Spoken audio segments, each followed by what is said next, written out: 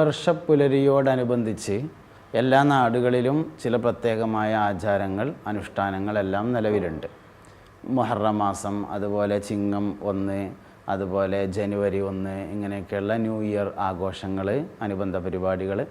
ഇപ്പം മുഹറം 1-ന് വീട്ടിലേക്ക് ആരെങ്കിലുമൊക്കെ സ്വാലിഹീങ്ങളായ നല്ല മനുഷ്യന്മാരെ ക്ഷണിച്ചു കൊണ്ടുവരിക, അവരെ വീടിൻ്റെ ഉള്ളിലെ എല്ലാ റൂമിലേക്കും കൊണ്ടുപോവുക.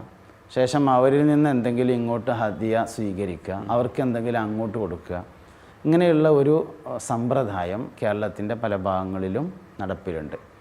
വാസ്തവത്തിൽ ഇതിൻ്റെ ഈ ക്രമം ആണ് നമ്മളെ തെറ്റിദ്ധരിപ്പിക്കുന്നത്. ഇപ്പോൾ ഒരു സ്വാലിഹായ മനുഷ്യൻ വീട്ടിൽ വരുന്നതിനൊരു വിരോധമില്ല. നമ്മളെ വീട്ടിൽ ശരിക്കും ഗസ്റ്റിന് വേണ്ടി ഒരു റൂം തന്നെ സജ്ജീകരിക്കണമെന്നാണ്. ഒരു വീടുണ്ടാക്കുമ്പോൾ ഗസ്റ്റിന് വേണ്ടി ഒരു റൂം. അപ്പോൾ ഒരു വിരുന്നുകാരൻ, ഒരു അതിഥി വീട്ടിലേക്ക് വരിക എന്നുള്ളത് നല്ലതാണ്.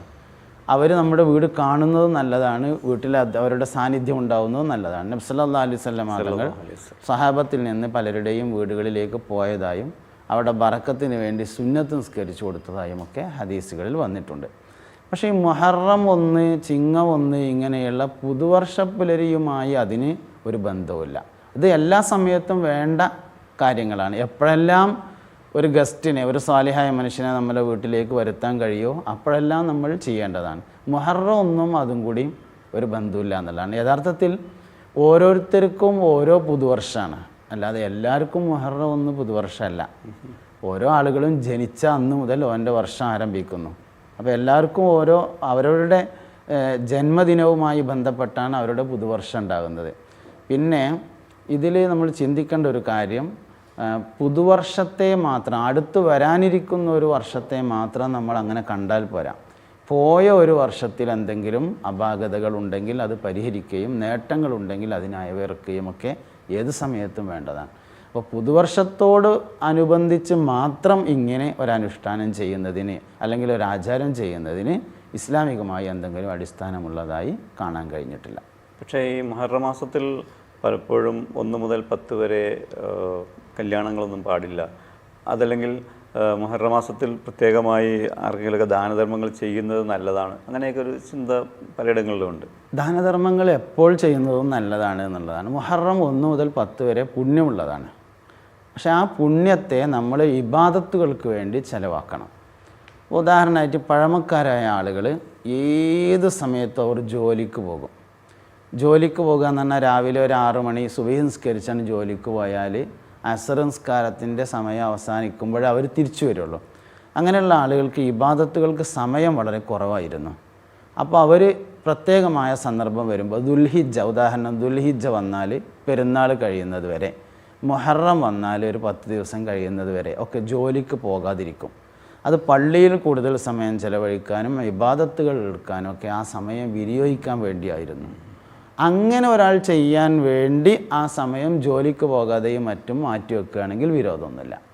അല്ല, ജീവിതത്തിന് പ്രാരാബ്ധമുള്ള ആളുകൾ മക്കളെ പട്ടിണി കിട്ടുകാണ്ട് ആ മുഹറം 10 ദിവസം ജോലിക്ക് പോകാതിരിക്കുന്നതിൽ ഒരർത്ഥമില്ല. അപ്പോൾ പഴയ കാലത്ത് അങ്ങനെ ഒരു സംഭവം നിലനിൽക്കുന്നത് ഇബാദത്തുകൾക്ക് വേണ്ടി കൂടുതൽ സമയം കണ്ടെത്താൻ വേണ്ടി മാത്രമായിരുന്നു, അല്ലാതെ ആ ദിവസത്തിൽ ജോലി ചെയ്തുകൊണ്ട് ഒരു അപകടം വരുന്നതുകൊണ്ടൊന്നും അല്ല. പലപ്പോഴും വീട് പണി തുടങ്ങാൻ നേരത്ത്, കല്യാണം ആലോചിക്കുമ്പോൾ അല്ലെങ്കിൽ മറ്റ് എന്തെങ്കിലും നല്ല കാര്യങ്ങൾക്കൊക്കെ വേണ്ടി ആലോചിക്കുന്ന സമയത്ത് നമ്മളെ പല കാരണവന്മാരും പറയും, ഉസ്താദിനോട് ചോദിക്കും ഇന്ന് വല്ല നഹസ്സുള്ള ദിവസമാണോ, അങ്ങനെ അന്വേഷിക്കും. അപ്പോൾ ആ ഈ ഒരു മാസത്തിലെ അവസാനത്തെ ബുധനാഴ്ച നഹസ്സാണ് എന്നൊക്കെ അങ്ങനെ കേട്ടിട്ടുണ്ട്. യഥാർത്ഥത്തിൽ എന്താണ് വസ്തുത? മുഹമ്മദ് നബി സല്ലല്ലാഹു അലൈഹി വസല്ലം പറഞ്ഞതായി അബൂദാവൂദ് റളിയല്ലാഹു അൻഹു റിപ്പോർട്ട് ചെയ്ത ഒരു ഹദീസിൽ എല്ലാ മാസത്തിലെയും അവസാനത്തെ ബുധൻ നഹ്സാണെന്നും അന്ന് നല്ല കാര്യങ്ങൾക്ക് വേണ്ടിയൊന്നും തിരഞ്ഞെടുക്കാൻ പറ്റില്ല എന്നും പറഞ്ഞിട്ടുണ്ട്. ഈ നഹ്സിനെ കുറിച്ചൊരു ചെറിയ കാര്യം നമ്മൾ മനസ്സിലാക്കേണ്ടത്, അത് ചന്ദ്രനുമായി ബന്ധപ്പെട്ടതാണ്. ചന്ദ്രമാസവുമായി ബന്ധപ്പെടുത്തി ചന്ദ്രന് 2 തരം സഞ്ചാരങ്ങളുണ്ട്. ഒന്നതിൻ്റെ ഉയർച്ചയും അതിൻ്റെ താഴ്ചയുമുണ്ട്. ഉയർച്ചയെ സഅദ് എന്നും അതിൻ്റെ താഴ്ചയെ നഹ്സ് എന്നും പറയുന്നു. ഈ ഓരോ മാസത്തിലെയും നഹ്സുകൾ കണക്കാക്കുന്നതിന് മുൻകാലഘട്ടത്തിൽ എന്തെങ്കിലും കാരണങ്ങളുണ്ടായിട്ടുണ്ടാവും. പ്രധാനമായും അമ്പിയാക്കൾക്ക് പരീക്ഷണങ്ങൾ നേരിട്ട സന്ദർഭങ്ങളെയാണ് നഹ്സായി കണക്കാക്കി വരുന്നത്. അതുപോലെ മുൻഗാമികളായ അമ്പിയാക്കളുടെ ഉമ്മത്തുകളെ നശിപ്പിച്ച ദിവസങ്ങളെയും ഒക്കെ നഹ്സായി കണക്കാക്കി വരും. ഉദാഹരണം സാലിഹ് നബി അലൈഹി ഇസ്ലാമിൻ്റെ സമുദായത്തെ നശിപ്പിക്കപ്പെട്ടിട്ടുണ്ട്. ലൂത്ത് നബി അലൈഹി ഇസ്ലാമിൻ്റെ സമൂഹത്തെ നശിപ്പിക്കപ്പെട്ടിട്ടുണ്ട്. ഇങ്ങനെയുള്ള വലിയ നശീകരണങ്ങൾ, അള്ളാഹുവിൻ്റെ ഭാഗത്ത് നിന്നുള്ള പരീക്ഷണങ്ങൾ എല്ലാം ഉണ്ടായിട്ടുള്ള ദിവസങ്ങളെയാണ് നഹ്സായി കണക്കാക്കുന്നത്. ഇതിലൊരു കാര്യം മനസ്സിലാക്കാനുള്ളത്, ഒരു കാരണവൻ പറഞ്ഞു മഴക്കാറുണ്ട് അതുകൊണ്ട് കൊട കയ്യിൽ കരുതിക്കോ എന്ന് പറഞ്ഞാൽ ഒരു നല്ലൊരു ബോധമുള്ള ഒരാൾ ഒരു കുട എടുത്തിട്ട് പോവുക എന്നതാണ് യാഥാർത്ഥ്യം. ഇപ്പോൾ കുട എടുക്കാതെ പോയാൽ മഴ പെയ്യണമെന്ന് നിർബന്ധമൊന്നുമില്ല. ഇതുപോലെയാണ് ഈ നഹ്സിൻ്റെ കാര്യം. തിങ്കളാഴ്ചയും ചൊവ്വാഴ്ചയും ഒരാൾക്ക് ഒരു സ്ഥലത്തേക്ക് പോകാൻ സാധിക്കുമെങ്കിൽ തിങ്കളാഴ്ചയെ തിരഞ്ഞെടുക്കാം. ചൊവ്വാഴ്ച മാത്രമേ അയാൾക്ക് പോകാൻ കഴിയുമെങ്കിൽ സുബഹി നിസ്കരിച്ച് ദുആ ചെയ്ത് ചൊവ്വാഴ്ച പോകാവുന്നതാണ്. അത്രേ നഹ്സ് സയദിൻ്റെ കാര്യത്തിൽ പരിഗണിക്കേണ്ടതുള്ളൂ. പലപ്പോഴും നമ്മൾ മതപരമായി ചിന്തിക്കുന്ന, മതപരമായി നല്ല ബോധമുള്ള ആളുകൾ പോലും ചിലപ്പോഴെങ്കിലും വഴിതെറ്റി കണക്ക് നോക്കുന്ന ആളുകളുടെ അടുത്ത്, ജ്യോത്സ്യന്മാരുടെ അടുത്തൊക്കെ എത്തിപ്പെടുന്ന സംഭവങ്ങൾ നമുക്ക് അറിയാൻ കഴിയുന്നുണ്ട്. പക്ഷേ നമ്മൾ അവരോട് പറയും ഇത് ശരിയല്ല അങ്ങനെയാണെന്നൊക്കെ പറയുമ്പോഴും അവർ പറയുന്നൊരു കാര്യമുണ്ട്, എത്രയോ കാര്യങ്ങൾ അയാൾ എൻ്റെ ജീവിതത്തിൽ നടന്നുപോയ എന്തെല്ലാം കാര്യങ്ങൾ അയാൾ പറഞ്ഞു, ഒക്കെ സത്യമായിരുന്നു. ഇനിയിപ്പോൾ വരാനിരിക്കുന്ന ഇന്ന മാസം ഇതാവുമെന്ന് പറഞ്ഞു, എൻ്റെ മോൻ്റെ വിവാഹം 28ാമത്തെ വയസ്സിൽ നടക്കുമെന്ന് പറഞ്ഞു, ഞാൻ 25 വയസ്സ് മുതൽ ശ്രമിച്ചിട്ട് 28 വയസ്സിൽ തന്നെ നടന്ന് അയാൾ പറഞ്ഞതുപോലെ തന്നെ ആയിട്ടുണ്ട്. അപ്പോൾ പിന്നെ നമ്മൾ അതൊക്കെ പടച്ചോൻ അറിയിച്ചു കൊടുക്കുന്നതല്ലേ എന്നൊക്കെ ചിന്തിക്കുന്നുണ്ട്. യഥാർത്ഥത്തിൽ എന്താണ് അതിൻ്റെ പിന്നിലെ മനഃശാസ്ത്രം? പരിശുദ്ധമായ ദീനിൻ്റെ ഈ വിഷയത്തിലുള്ള ഒരു അധ്യാപനം ബഹുമാനപ്പെട്ട ഫത്ഹുൽ ബാരിയിൽ വളരെ വിശദമായി ചർച്ച ചെയ്യുന്നുണ്ട്. പഴയ കാലം മുതലേ, പുരാതന കാലം മുതലേ, അല്ലെങ്കിൽ മനുഷ്യവാസം ഭൂമിയിൽ ആരംഭിച്ച കാലഘട്ടം മുതലേ അള്ളാഹുവിങ്കൽ മലക്കുകൾക്കിടയിൽ നടക്കുന്ന ചർച്ചകളെ പിശാചുകൾ കട്ടുകേൾക്കാറുണ്ട്. ഈ കട്ടുകേൾക്കുന്ന വിവരങ്ങൾ അവരെ സേവിക്കുന്ന ആളുകളിലേക്ക് പറഞ്ഞു കൊടുക്കുകയും അതിൽ അവർ വർണ്ണനകളും കളവുകളും ചേർത്ത് മനോഹരമാക്കിയതിന് ശേഷം അവരെ ആശ്രയിക്കുന്ന ആളുകളിലേക്ക് എത്തിച്ചു കൊടുക്കുകയും ചെയ്യുന്ന ഒരു പതിവുണ്ട്. മുഹമ്മദ് നബി സല്ലല്ലാഹു അലൈഹി വസല്ലമ തങ്ങളുടെ ജനനത്തിന് ശേഷം അല്ലെങ്കിൽ ബേസത്തിന് ശേഷം പിശാചുകൾക്ക് ഇതിന് സാധിക്കുക എന്നത് വളരെ അപൂർവമായിട്ടുണ്ട്. ഒരുപാട് തടസ്സങ്ങൾ അതിനെതിരെ വന്നിട്ടുണ്ട്.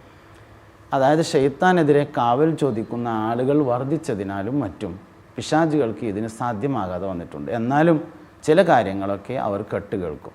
ഈ കട്ടുകേൾക്കുന്ന മലക്കുകളുടെ സംസാരത്തിൽ നിന്ന് കട്ടുകേൾക്കുന്നതിലേക്ക് അവരുടെ വകയായുള്ള ചേർക്കലും കൂട്ടിക്കലർത്തി അവരെ സേവിക്കുന്നവർക്ക് നൽകുകയും അവർ വീണ്ടും അതിനെ അവർക്കിഷ്ടമുള്ളത് ചേർത്ത് മനോഹരമാക്കിയതിന് ശേഷം അവരെ ആശ്രയിക്കുന്നവർക്ക് നൽകുകയും ചെയ്യുന്നതാണ്. ഇതിൽ അല്പസ്വല്പം യാഥാർത്ഥ്യമുണ്ട് എന്ന് തോന്നുന്നതിൻ്റെ കാരണം ഇത് മലക്കുകളുടെ സംസാരത്തിൽ നിന്നുള്ള ചെറിയൊരു ഭാഗം അതിൽ ആഡ് ചെയ്തിട്ടുണ്ട് എന്നതാണ്. ഇപ്പോൾ പറഞ്ഞു മലക്കുകളുടെ സംസാരങ്ങൾ കട്ടുകേട്ട് പിശാജ് ഇദ്ദേഹത്തിന് അറിയിച്ചു കൊടുത്തിട്ട് നമ്മളോട് പറയുകയാണ്. സ്വാഭാവികമായിട്ടും മലക്കുകളിൽ നിന്നുള്ള വിവരങ്ങളിൽ പൊടിപ്പും തൊങ്ങലൊക്കെ വന്നാൽ പോലും ഏകദേശം അത് കേൾക്കുന്നത് നമുക്ക് മനസ്സിലാക്കാൻ കഴിയുന്നെങ്കിൽ അങ്ങനെ പോകുന്നത് നല്ല കാര്യമല്ലേ? ഇസ്ലാമികമായി അതിനെ അംഗീകരിക്കുന്നില്ല എന്നുള്ളതാണ് ഒരു കാര്യം. ഒന്ന് എന്താ വെച്ചാൽ കളവ് ചേർന്ന സംസാരം, കളവ് അല്പം ചേർന്നതാണെങ്കിൽ പോലും ഇസ്ലാം അതിനൊരു ആധികാരികതയും നൽകുന്നില്ല. അതുപോലെ തന്നെയാണ് ഈ ജ്യോത്സ്യന്മാരുമായി ബന്ധപ്പെട്ടിട്ട് പുള്ളു തീർക്കൽ എന്നൊക്കെ പറഞ്ഞിട്ട് ചില കുട്ടികൾക്കൊക്കെ വിളർച്ച പോലുള്ള അസുഖങ്ങളൊക്കെ വരും. അപ്പോൾ ചില നാട്ടിലെ കാരണവന്മാർ ഇങ്ങനെ ഇവരുടെയൊക്കെ അടുത്ത് പോയിട്ട് പുള്ളു തീർക്കുക എന്നൊക്കെ പറഞ്ഞ ഒരു ആചാരങ്ങൾ പലയിടത്തും കാണുന്നുണ്ട്. ഇപ്പോഴും നമ്മുടെ ഇടയിലൊക്കെ ഉണ്ട് എന്നാണ് നമുക്ക് വരുന്ന ചില അഭിപ്രായങ്ങളിൽ നിന്നൊക്കെ മനസ്സിലാക്കാൻ കഴിയുന്നത്. എന്താണ് അതിനെക്കുറിച്ച്? പുള്ളു തീർക്കുക എന്ന് പറയുന്നത് യഥാർത്ഥത്തിൽ ഒരു പൂജാകർമ്മമാണ്. അതായത് ജ്യോത്സ്യന്മാർ അതുപോലെയുള്ള പൂജാരികൾ എന്നിവരുടെ അടുക്കൽ പോകുന്നു. ശരീരത്തിന് വിളർച്ച രോഗം അനുഭവിക്കുന്ന സമയത്താണ് ഇങ്ങനെ പോകുന്നത്. ബഹുമാനപ്പെട്ട നബി സല്ലല്ലാഹു അലൈഹി വസല്ലം തങ്ങൾ ഒരിക്കൽ ഉമ്മു സലമ ബീവി റളിയല്ലാഹു അൻഹയുടെ വീട്ടിൽ ചെന്ന സന്ദർഭത്തിൽ അവിടെ ഒരു കുട്ടിയെ കാണുകയും ആ കുട്ടിക്ക് വിളർച്ച രോഗമുള്ളതായി ശ്രദ്ധയിൽപ്പെടുകയും ചെയ്തപ്പോൾ ഈ കുട്ടിക്ക് നളറത്ത് എന്ന രോഗം ബാധിച്ചിട്ടുണ്ടെന്നും ഇസ്ലാമികമായ മന്ത്രങ്ങളെ കൊണ്ട് ഈ കുട്ടിയെ മന്ത്രിക്കണമെന്നും പറഞ്ഞതായി കാണാം. ഈ നളറത്ത് എന്ന് പറയുന്നത് എന്താണ് എന്നതിൽ ഹദീസ് വിശദീകരിക്കുന്നവർ പലതും പറഞ്ഞിട്ടുണ്ടെങ്കിലും അതിലേറ്റവും പ്രധാനമായ അഭിപ്രായം കണ്ണേറ് എന്നതാണ്. അതായത് മറ്റൊരാളുടെ മനസ്സിൻ്റെ ചിന്തകൾ, ഒരാളുടെ മനസ്സിൻ്റെ ചിന്തകൾ മറ്റൊരാളെ സ്വാധീനിക്കുന്നതിനെയാണ് കണ്ണേറ് എന്ന് പറയുന്നത്. അപ്പോൾ അതിന് മുഅവ്വിദത്തൈനി ഖുൽ റബ്ബിൽ ഫലക്കും ഖുൽ റബ്ബിൻ നാസും ഓതിയിട്ട് മന്ത്രിക്കാനാണ് നബി സല്ലല്ലാഹു അലൈഹി വസല്ലം നിർദ്ദേശിച്ചിട്ടുള്ളത്. അപ്പോൾ ഇങ്ങനെ അസുഖം ഒരു കുട്ടിക്ക് ബാധിച്ചതായി കണ്ടാൽ ഖുൽ റബ്ബിൽ ഫലക്കും ഖുൽ റബ്ബിൻ നാസും ഓതിയിട്ട് മന്ത്രിക്കുകയാണ് വേണ്ടത്.